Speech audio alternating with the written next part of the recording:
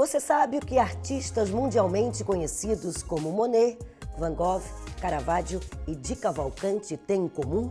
Todos exploraram a estética da natureza morta em suas obras. E apesar de ser um gênero bem conhecido entre os entusiastas de arte, esse termo pode gerar dúvida em algumas pessoas.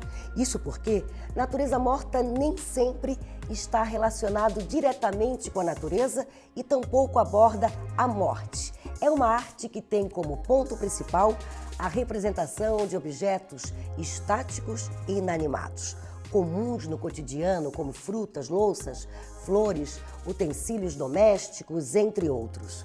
Nossa convidada de hoje produz um belo trabalho, pintando em óleo sobre tela, usando bem as cores, ponto de luz e sombra, com um resultado realista e cheio de vida. Eu recebo hoje Cleusa Soares. O Mulher em Foco está começando.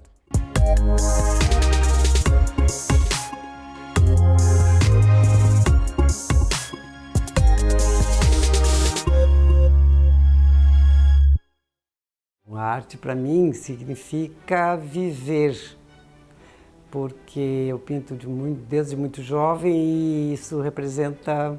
Eu não sei ficar sem pintar. Eu gosto de pintar o que me surge na frente, assim, que no momento me inspira, ou seja, as conchas, ou na praia, ou as flores, ou num livro, ou ao vivo as frutas dentro das fruteiras. Quando eu entrego o meu trabalho para alguém, eu entrego um pedacinho de mim. Até me comovo um pouquinho, porque eu gosto muito, muito, muito de pintar. Seja bem-vinda, Cleusa, tudo bem? Tudo bem, muito prazer. Você é gaúcha de Pelotas, mas já se considera uma catarinense? Já fazem mais de 50 anos que eu estou aqui em Santa Catarina. Primeiramente em Criciúma e há 4 anos aqui em Florianópolis, mais especificamente em Jurerê. E com relação à pintura, né? Você se recorda quando é que começou a se interessar? Foi muito jovem? Olha, a minha mãe gostava de pintar e eu nasci desenhista. Com 3 anos eu já desenhava e depois, aos 16, me interessei pela pintura e aí comecei. Então, lá se vão bem mais de 50 anos. E essa habilidade, nessa época, ela foi aperfeiçoada? Você é autodidata? Eu tive um professor, um grande mestre, porque tinha Belas Artes, lá a Escola de Belas Artes, mas eu preferi optar na época por pintura, já direto. E como a escola sempre tem desenho, geometria, outras coisas antes, e eu já tinha um casamento em vista, um namorado, e aí então eu resolvi partir para a pintura e um dos professores da Escola de Belas Artes, que era no Uruguai, famoso até na época, já falecido, e ele tinha um grupo particular com 25 alunos e eu fiz parte desse grupo durante 4 ou 5 anos, mais ou menos. Naquele período, você se recorda que obra foi essa que saiu foi primeiro? Foi um horror a primeira, porque eu não tinha a menor noção do contato com a pintura, com a tinta, né, com o óleo, trabalhava com o desenho, com a forma. E para mim foi muito, muito surpreendente, assim. E o grupo estava fazendo flores, sempre pintamos do natural, né? O nosso professor não admitia cópia de papel, de fotografias ou qualquer coisa. Então a gente tinha que tirar de um objeto natural. Estavam pintando flores, eu comecei com flores. Foi um desastre. Mas depois eu fui tomando gosto por naturezas mortas, com frutas e vasos e coisas e retratos também fiz. Mas depois de um tempo eu me especializei em natureza morta. Então dá para dizer que é a paixão, então. É um amor de longa data. Com relação ao retrato, o que você já fez? Eu fiz o retrato na época do estudo, né, que a gente fazia nus artísticos, e depois retratos fiz da Sociedade de Criciúma, algumas senhoras, mas é um pouco complicado fazer retrato, porque a pessoa sempre tem uma ideia de si, e o artista tem uma ideia dele também, em relação de àquele como ele modelo. Vê, no caso, a outra pessoa, Exatamente. Como ele enxerga. Então a gente vê de uma maneira, a pessoa se sente de outra maneira, e então às vezes não agradava totalmente. Apesar de que a maioria agradava, mas depois eu precisei usar óculos, então complicava um pouco trabalhar e eu optei pela natureza morta, que realmente para mim foi apaixonante. Que maravilha, então, né? Então, retratos de pessoas conhecidas e já fez o próprio retrato? Fiz, que ficou com a minha mãe muito tempo. Foi o primeiro, aliás, né, que eu fiz com espelho. Mas eu retratava também os colegas de turma, assim, da sala, que a gente ficava retratando. Tá, como você fala que fez com espelho, eu imaginei que fosse através de uma fotografia, não? Não, nunca usei fotografia. Porque a fotografia fica uma coisa chapada, né? Você não tem o tridimensional, assim. Então não fica bom. Então, hoje, se nós falarmos da primeira obra, ela não foi uma natureza morta, então, foi um retrato. Não, foi natureza morta, a primeira Primeiro foi obra. o vaso, então, Primeiro foi das a flor, flores. depois as frutas e depois os retratos. E depois a volta às frutas. E essas obras que já faz muitos anos que você pintou, elas estão contigo ainda? Não, estão pelo mundo afora. Tem na Suécia, tem lugar que eu não conheço, porque a Suécia eu não conheço. Tem na Suécia, tem no Japão, tem na Alemanha, tem nos Estados Unidos, é por todo lugar. O artista tem saudade, acaba fotografando a obra que faz e depois é comercializada? Eu me habituei, depois de um determinado tempo, a numerar as minhas obras.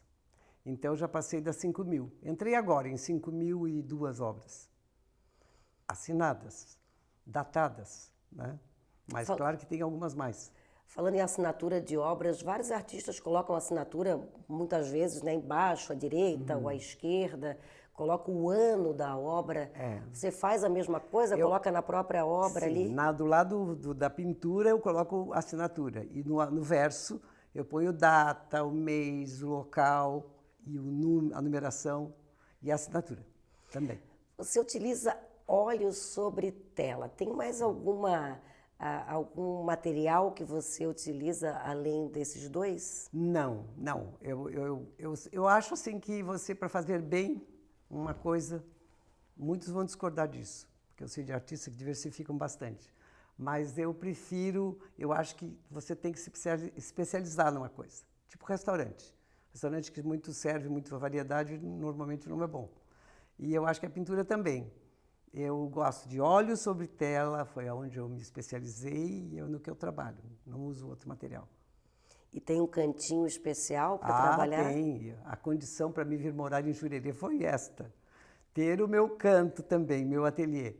Tenho meu ateliê só meu, que eu pinto todos os dias, um pouquinho, nem que seja, mas eu pinto todos os dias. O processo criativo, Cleusa, assim, a gente pensa, quando tem um escritor, a gente costuma perguntar, né, quando vem uma ideia, você pega um celular, um bloco de notas e depois, no meio da noite, anota, faz isso. E com uma artista plástica, Cleusa, você tem uma ideia no dia anterior e sai atrás daquele objeto para começar um trabalho? É meio doido, porque eu não imagino nada, eu vou num supermercado, uma feira, um armazém, que até uma referência de Jurerê, hoje. Antes eu ia ao supermercado e tal. Eu vou atrás olhando as frutas, olhando. Simplesmente não escolhi nenhuma ainda. Vou olhar. Uma lá me chama atenção, por estar mais bonita, por estar mais, sei lá. E aí eu compro aquelas e levo para casa e ponho em cima de uma mesa que eu monto e mais ou menos ponho nas posições que eu vou usar no trabalho. Se é uma laranja descascada, eu descasco, ponho ali. E assim é o meu trabalho. Mas é ela que me chama, eu acho. Veio a curiosidade, você falou em laranja descascada, eu imaginei que... Quanto tempo leva para fazer uma obra, então? Por exemplo, se eu ao momento que eu descasco a laranja, eu tenho que ter tempo. Por exemplo, assim, no mínimo umas 3 horas, porque ela vai murchar. No outro dia ela vai estar finha. Então, eu descasco e trabalho ela. Mas não concluo. Só dou todas as pinceladas para fazer... E no caso da laranja, ela continua ali no dia seguinte, mesmo não sendo a mesma laranja do dia anterior, mas você já conseguiu captar ela já. recém-descascada. Fica ali para marcar sombras, mas dou uma definição no dia. Tem que definir sombras, tem que definir forma, porque depois ela se dobra, murcha, né, a planta. É uma coisa viva.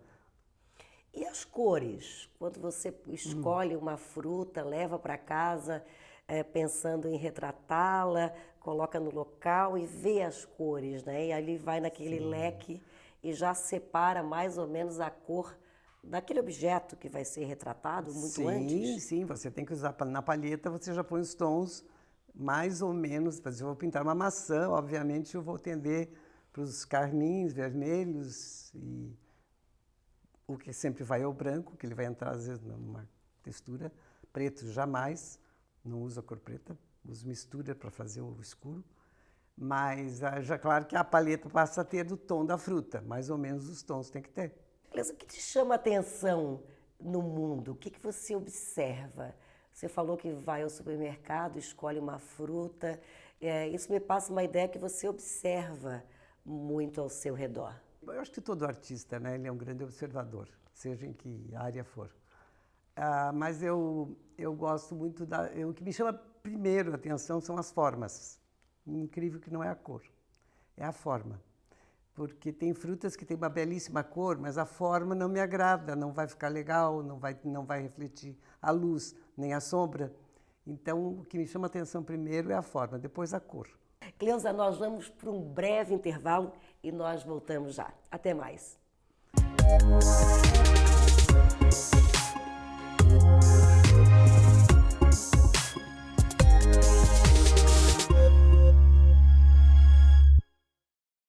E seguimos o Mulher em Foco, conversando hoje com a artista plástica Cleusa Soares.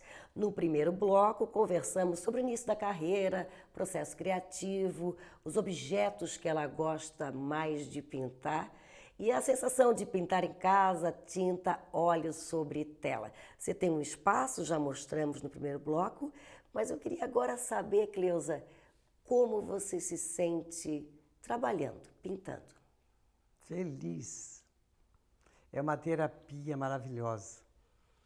Eu sempre adorei. Sabe que às vezes eu estou no meu ateliê, sem pintar, já encerrei, porque eu só pinto com a luz do dia, eu não uso luz artificial, acostumei assim. E é noite e eu estou sentada na minha cadeira, na frente do meu cavalete, escrevendo alguma coisa, ou vendo o celular. É muito doido isso. O cantinho que gosta de ficar, né? Quando está pintando ou quando está trabalhando, fazendo outra coisa. E tem uma poltrona que eu poderia ficar melhor acomodada, mas não, eu fico ali na minha cadeira. Mas a posição do cavalete é fantástica, né? É uma coisa tradicional, você deixa naquela posição, já sabe onde colocar os objetos. Ele é montado com a palheta, é só pegar e pintar.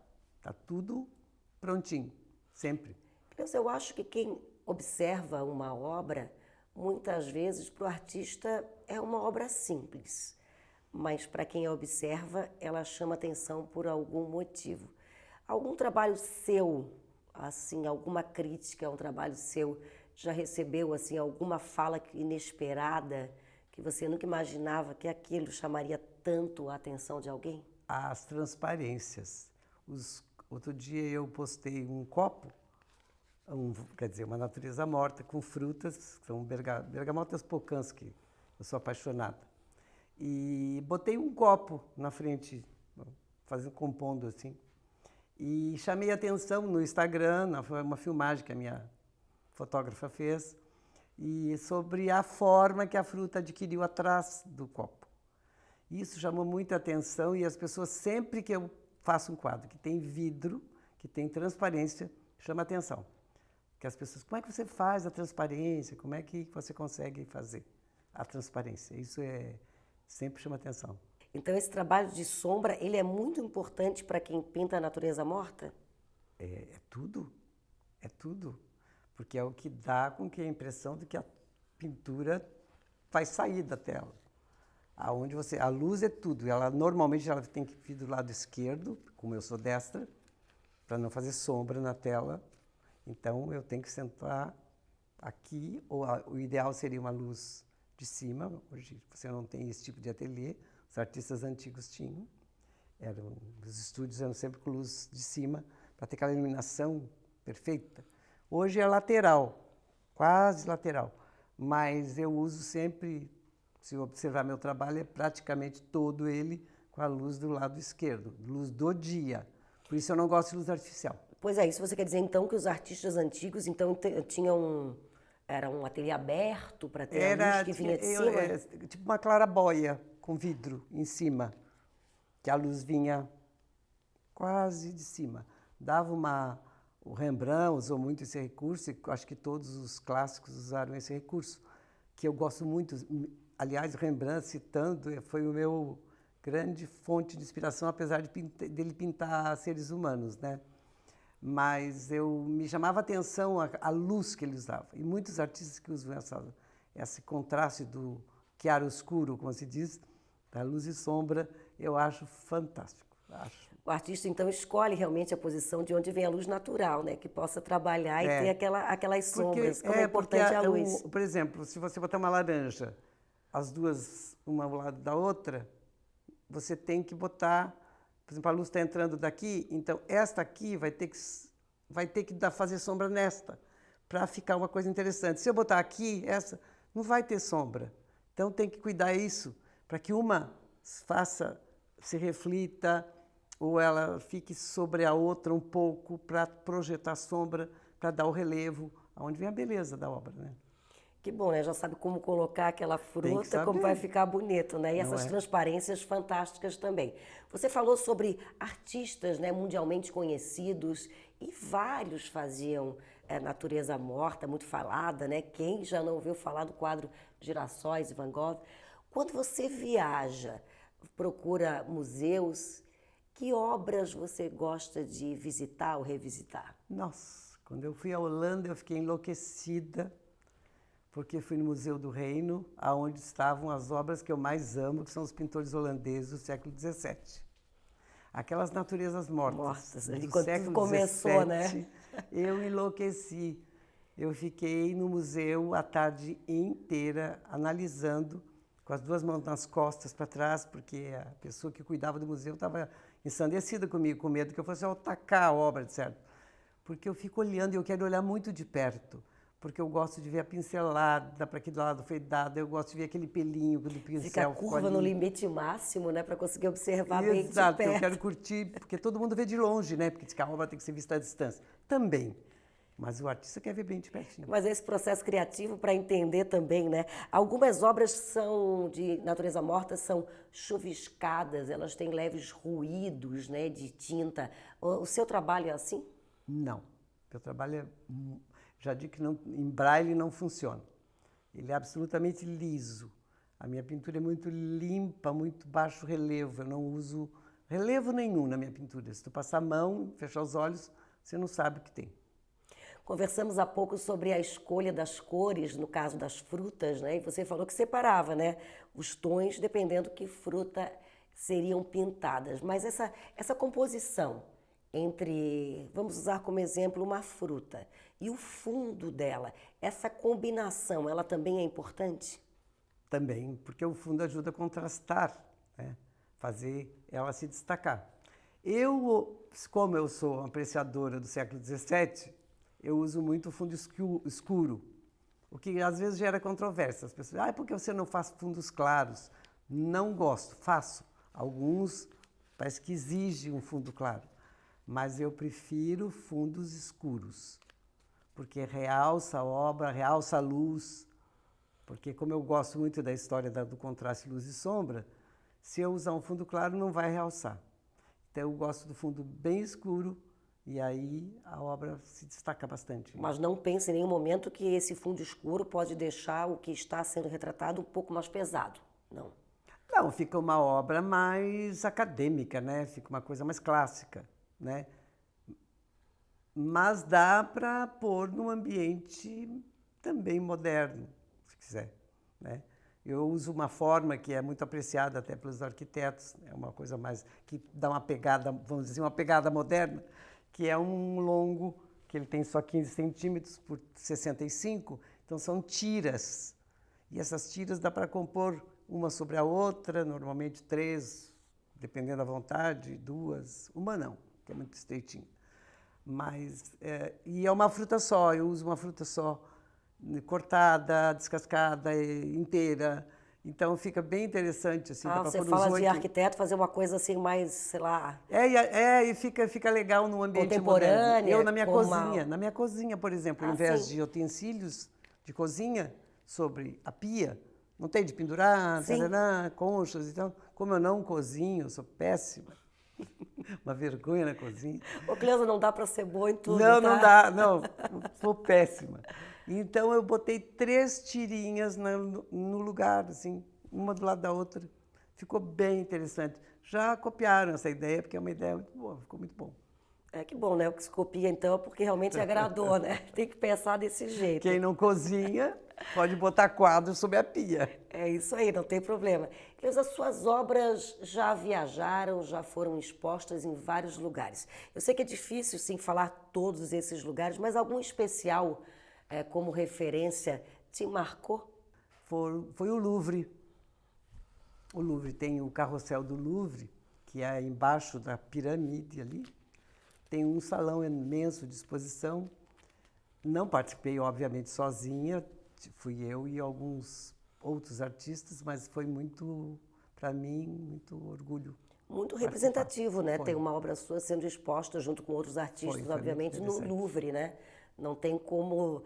Quem vai a Paris, com certeza, quer passar pelo Louvre e é um lugar muito conhecido mundialmente. E sobre próximas exposições, assim, você vai ter alguma coisa por agora, daqui a pouco, aí sendo exposta? Então, logo, na vinícola, na Galeria de Arte da Vinícola Francione, fui convidada pelo curador da vinícola, que é o Edson Machado, irmão do Juarez. Ele cuida da de Joinville e a sala de exposição da vinícola Francione, que não fica sem exposição nunca. Então, vai ser dia 15 de julho e até o dia 17 de setembro. Então, vai ficar 2 meses lá exposta.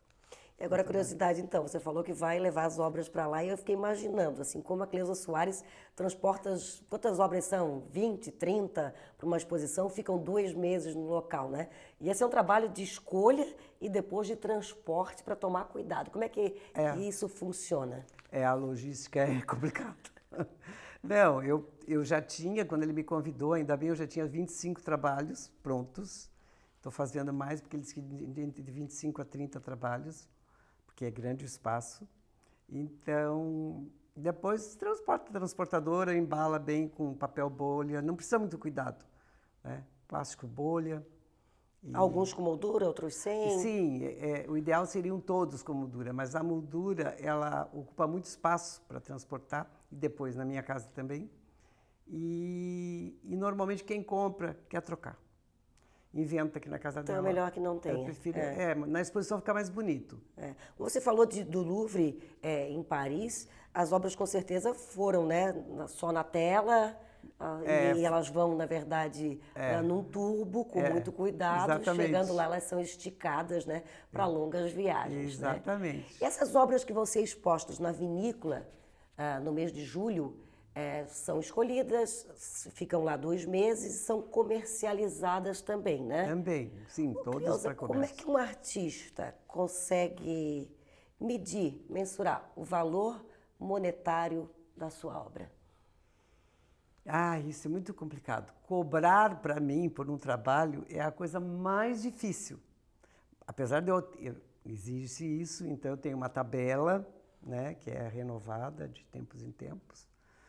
Não sei se ela existe um parâmetro que a curadoria dá, né? O próprio curador, o tempo que você pinta, qualidade do trabalho é avaliada. Tem várias coisas que avaliam, que dão o valor, né? Eu acho que a obra de arte não tem valor, né? Não se consegue medir, né? Mas já que vai ser comercializada, Mas já tem que ter um valor, né? Tem que ter um preço. Maravilha, Cleusa, muito obrigada. Eu só quero, antes de encerrar, que você deixe uma mensagem, porque parece um presente quem tem o talento e o dom e depois toda essa habilidade para fazer um trabalho em qualquer área, né? Qualquer artista visual consegue passar e ter essa habilidade e a vida parece que fica mais leve. Quem se interessa por ter a vontade de começar, você incentiva? O que você diria para essa pessoa?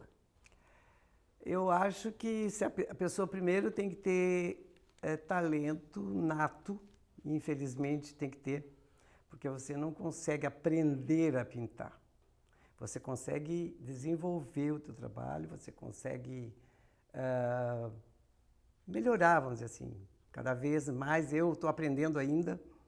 Vai se aperfeiçoando, mas na verdade é um dom, né, que a pessoa mas tem. tem que ter um dom, e tem que ter abnegação, e tem que ter persistência.